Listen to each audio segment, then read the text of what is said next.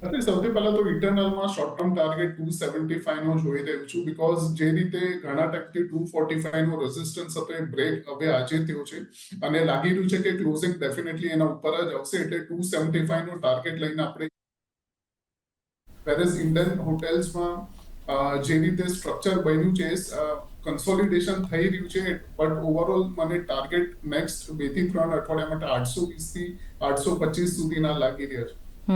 Okay, તો 820 થી 825ના target Indian hotels અને ઇટરનલમાં 275ના કાઉન્ટર્સ 275ના ટાર્ગેટ્સ આપણે જોઈ રહ્યા છીએ. પણ જ્યારે આપણે ઇટરનલની વાત કરી રહ્યા છીએ જગદીશભાઈ, ઘણા દિવસથી આ કાઉન્ટર ટ્રેન્ડ કરી રહ્યો છે. આજે મોર સો ઓવર બીકોઝ જે ઝેપ્ટોનો આઈપીઓ હમણાં મુલતવી રખાયો છે ને અહીંયા ઇટરનલ જેવા કાઉન્ટરને અહીંયા ફાયદો મળશે કારણ કે આ બધા કોમ્પિટિટર્સ છે. કઈ રીતના તમે જોશો ઇટરનલ એઝ અ કાઉન્ટર? તમને ગમે ખરો? પ્રતિબેન, આ એક ઈ કોમર્સ વાળા બધા પ્લેટફોર્મ્સ છે અને આપણે જાણીએ છીએ કે અત્યારે એની ડિમાન્ડ બહુ જ છે.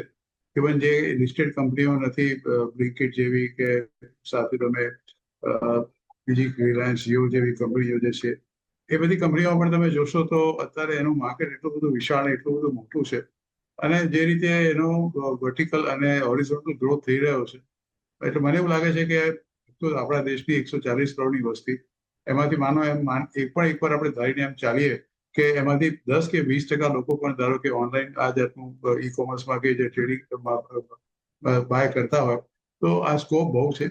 ઝેપ્ટોનો આઈપીઓ આવવાનો તો થોડી ઘણી નિરાશા હતી. ઇટરનલ સ્વિગીને ડાયરેક્ટ એ લોકો હિટ કરે કારણ કે એની સાથે કોમ્પિટિશનમાં આવવાનો હતો, પણ ધારાવાહીમાં જે એક કેસ બન્યો એના કારણે હવે એનો આઈપીઓ પાછળ ધકેલાઈ ગયો છે. કારણ કે આમ તમે જુઓ તો ઝેપ્ટોનું જે જાતના ફૂડ એન્ડ ડ્રગ એડમિનિસ્ટ્રેશન એના પર જે જાતની કાર્યવાહી કરી છે, એમાંથી પોતાની આબરૂ બી થોડી ખરડાઈ છે. એટલે હમણાં તો નથી માનતો કે એકાદ વર્ષ સુધી આ ઇટરનલ એટલે કે ઝોમેટો અને સ્વિગીને કોઈ તકલીફ પડે.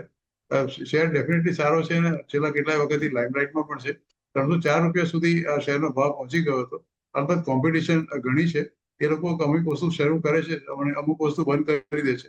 પણ આ બધાની વચ્ચે મારું એવું માનવું છે કે આ બધા શેરોમાં તમે જો લાંબા ગાળા માટે રોકાણ કરવા માંગતા હો તો આ બધા શેરો કંઈ બિલકુલ ખરાબ નથી.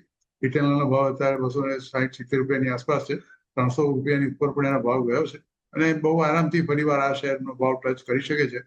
ઝેપ્ટોનો તમારે આઈપીઓ આવે પહેલા મને એવું લાગે છે ઇટરનલ ડેફિનેટલી ટચ 300 રૂપીસ.